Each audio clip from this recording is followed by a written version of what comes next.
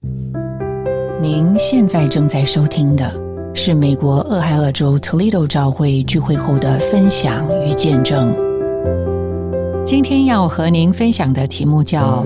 听见话，盛装光的男孩子。面对世界的影响和宗教系统的伤害，我们如何胜过今天这个黑暗邪恶、弯曲悖谬的时代，而成为得胜者呢？在撒母耳记上第3章中，给了我们一幅清晰的图画。在这一章的开头提到撒母耳的时候，用到了一个词叫童子，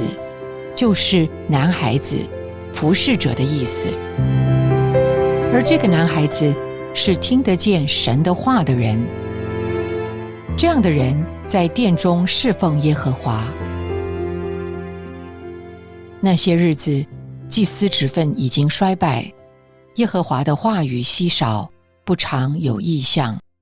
年迈的祭司以利已经眼目昏花，不能看见，也听不见神的说话。然而，无论人如何堕落，神从来都没有忘记他不改变的旨意，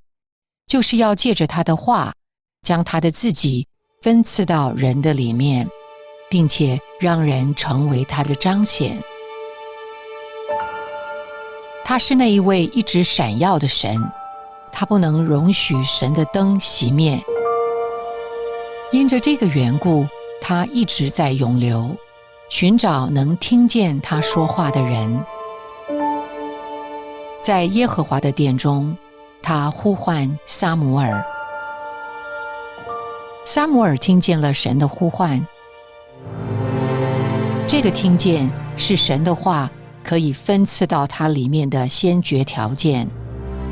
他的成长和变化，成为那个时代的得胜者，转移时代的人，都是因为这个分赐的结果。今天正常的教会生活，正是需要这样的男孩子，能够听见神的话，让神的元素构成到他们里面。这是神的坚持，这是他强烈的心愿。人因着罪，从神造人原初的心意中坠落，失去了一切生命的知觉，视力昏花，听觉迟钝，神的见证也因此失落了。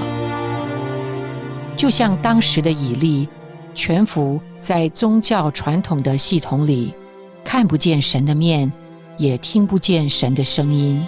有祭司之名，却无侍奉神的实际。这是一个信徒最可怜、最悲惨的情形，也是一个服侍者最大的悲哀。尽管在人暗淡的光景里，不失败的神仍然不能违背自己的旨意，定义要把人恢复到原初被造的目的里去，恢复到与神同行的实际里去，就是这个被他的话构成而成为他彰显的实际。保罗就是在这样新约的呼召里，不能忘记他所听见的神的声音，不能违背他所看见的基督与教会的意象。保罗就照着这个蓝图劳苦奋斗，将他所听见的、所看见的忠忠实实的分赐到我们里面，使我们也能简单的注意神的说话，听见他的声音，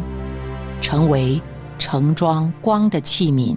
神荣耀的见证人。愿我们是今天的撒母耳，在这个弯曲悖谬的时代，活出神的见证，彰显神的自己，照亮这个黑暗的时代，成为听见神的话，盛装光的男孩子。感谢您的收听，希望您能从今天的信息中得到亮光和启示。你的点赞、留言、分享、转发是我们持续制作的动力。我们的网址是thechurchintoledo.org，期待我们下次空中再会。